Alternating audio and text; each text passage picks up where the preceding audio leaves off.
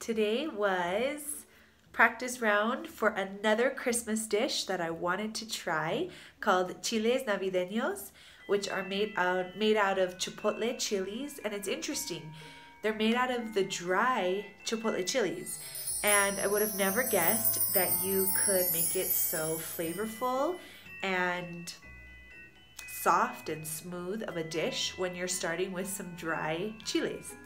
So here is how to make chiles navideños.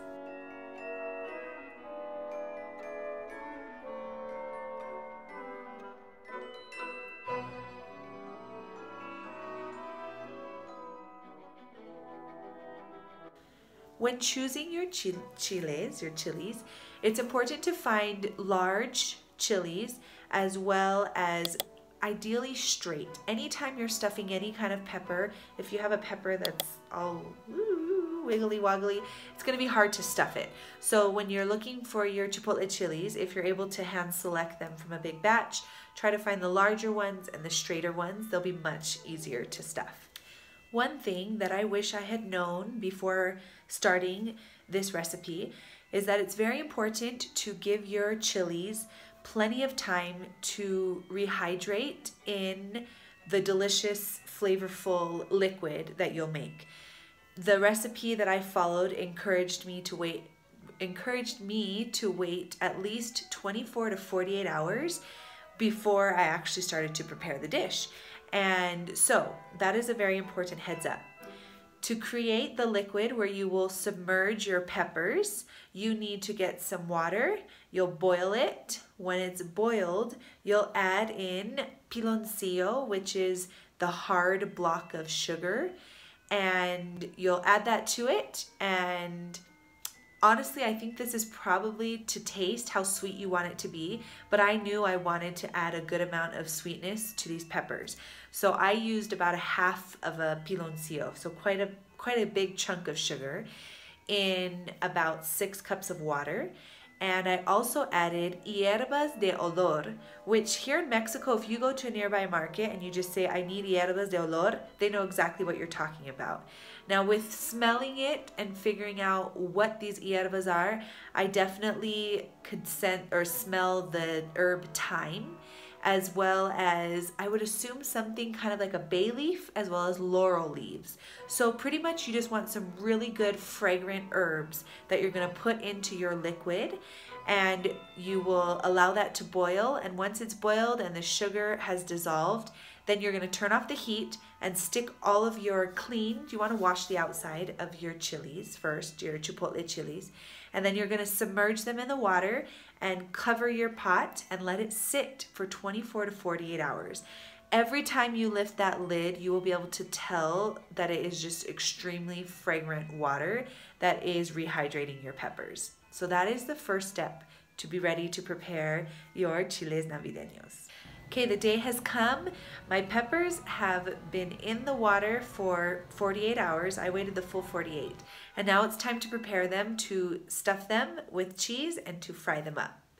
You want to be sure to be super gentle with these peppers because they have been sitting in water for 48 hours, so they are very fragile. You'll grab your pair of scissors, you'll snip off the very tip of your pepper, and then you'll be able to stick your scissors into the actual pepper and slide up toward the stem, making a nice cut along the side of the pepper.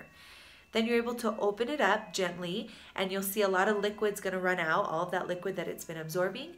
You'll also wanna be sure to take out all of the stemming inside as well as those seeds, so you have a nice clean pepper to stuff with the cheese. It is time to stuff our peppers. You wanna slice your cheese into nice thin pieces that you can then stick into your chilies. You can stuff it with as much cheese as you prefer, but you want to be sure that the sides of the chili overlap, that you have enough space to be able to overlap it a little bit so that you're able to deep fry them without all the filling leaking out. It is time to get ready to fry. Get your oil heating up on medium to medium high heat. You want to get a big bowl and be able to fill it with flour and also add some salt. You want to be sure to salt as best as you can each layer that you're going to be using for the frying process.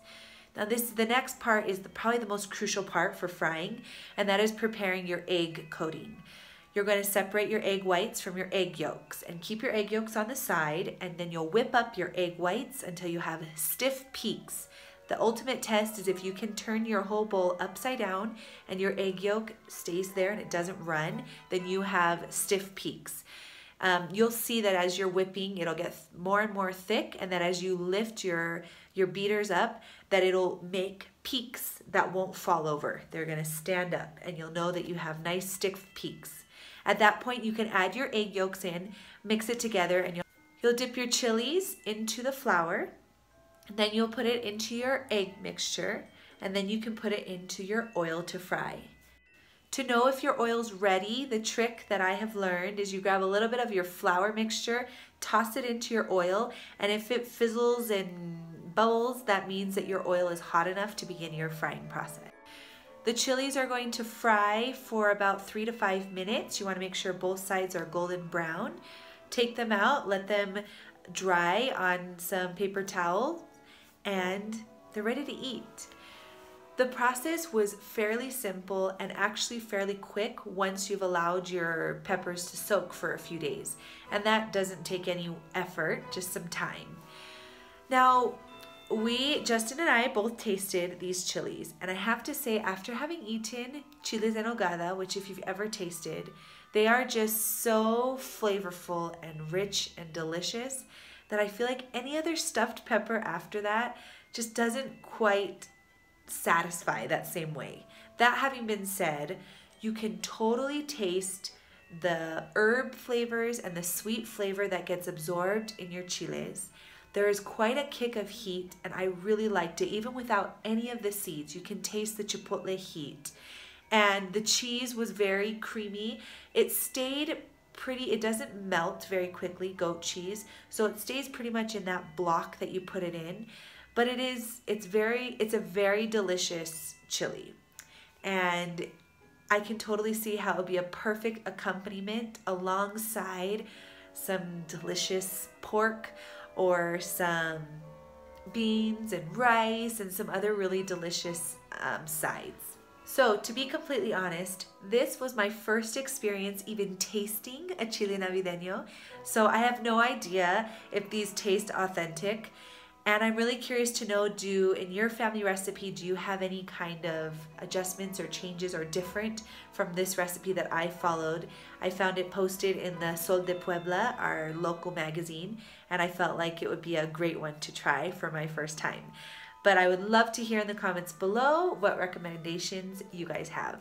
Looking forward to trying more Christmas dishes in the upcoming days. Have a wonderful weekend and see you guys later. Bye.